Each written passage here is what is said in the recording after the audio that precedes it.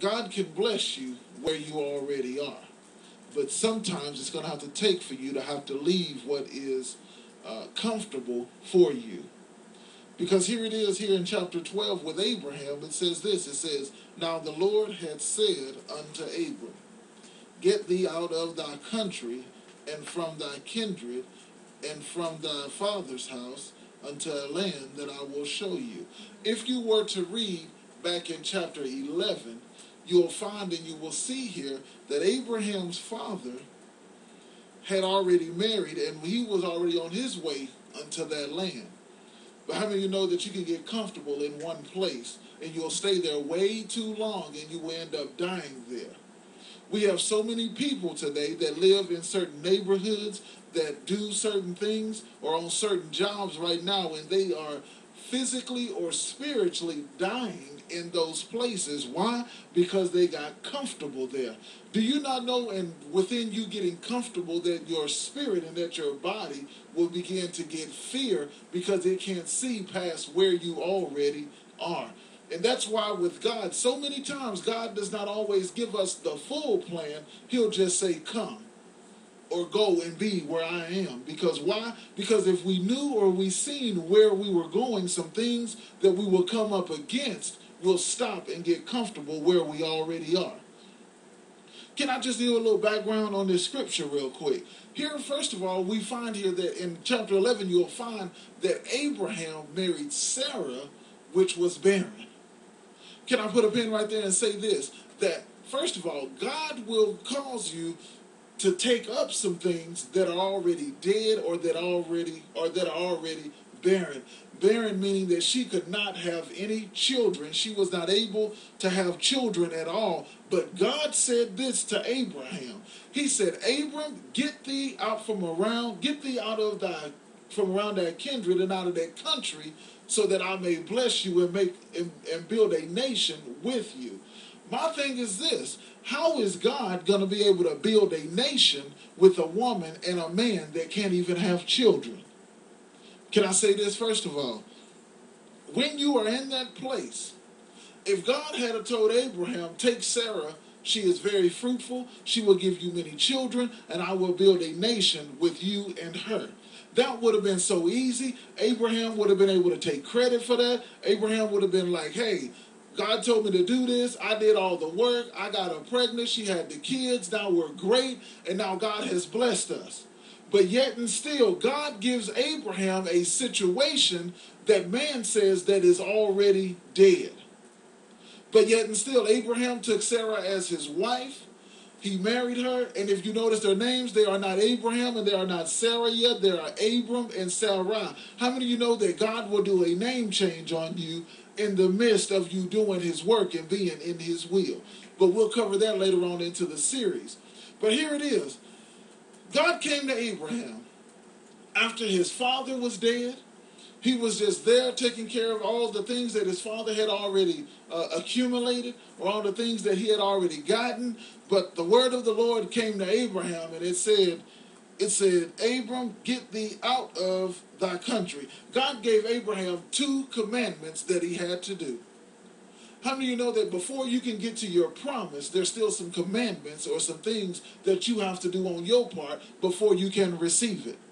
The first thing that God tells Abram is, he says this. He says, get out of thy country. First of all is, Abraham, before I can do anything with you, before I can bless you, before I can multiply you, before I can do anything, you got to get out from around the people that you with.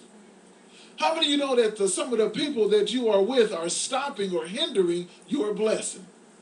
Well, Pastor, how can you say that? My best friend, he's the greatest guy. My best friend, she's the greatest girl. We get along so good. Everything is great with us. Man, I can just see us prospering. I can see us going forward. But let me say this. Do you not realize that the part that you're not going as far as you can go, maybe that's what's hindering you, is her? Because check this out.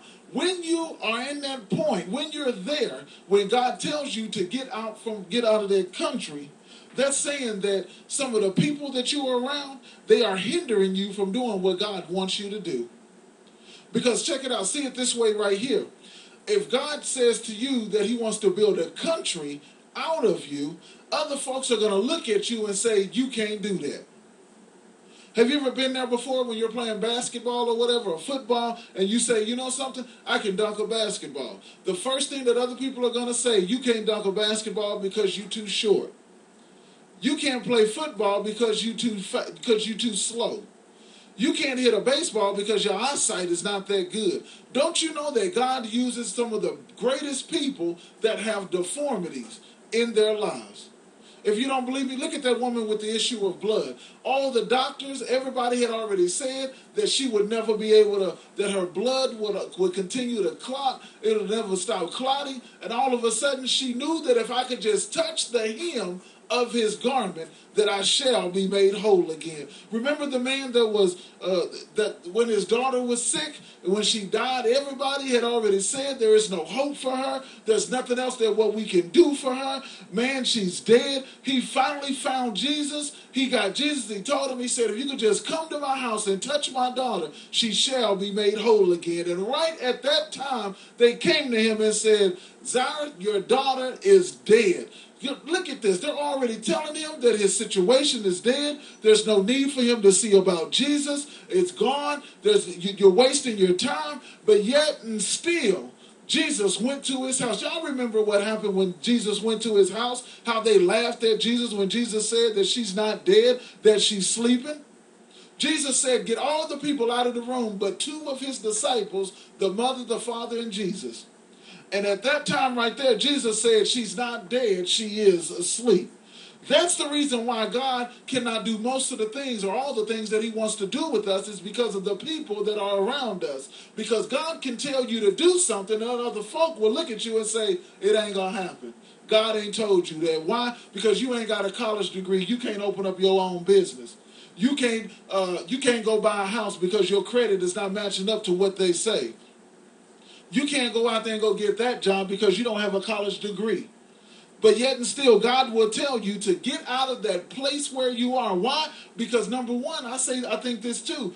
Abraham would have depended upon what other folks said about him. So God told him, you got to get out from around those people. The second thing that God told him is that you have to get out from amongst your kindred. Y'all know how kinfolk are. When you start struggling or you need something, first thing they're going to say is, I thought you said that God told you this. I thought you said that God was going to bless you. I thought you said that God was going to make many nations out of you. I thought you said that God was going to hold you in the cradle of his arms. I don't see it right now. But God told Abraham, Abraham, get off from around them. It's not that those people are no good for him, but Abraham, what I have to do with you, I can't do it with them folks around you. Because there's already a great work that you have to do, and the great work that you have to do, you can't do it around your family. That's why I honestly believe that that's the reason why I left Arkansas. I honestly believe, could God have done what he's done for me here? Could he do it in Arkansas? Yes, he could have. But the main thing about it is he knew that if he could get me here, that I would solely have to depend only upon God. Because if I'd have been around my family, soon as hard times would have hit, I wouldn't have prayed. I'd have called mama. Soon as hard times would have hit, lights would have got cut off, I'd have went straight to my mom and them house, or to my sister's house, or to my brother's house. But God has his people strategically placed in certain places to where they can do the work that he's calling them to do. Amen?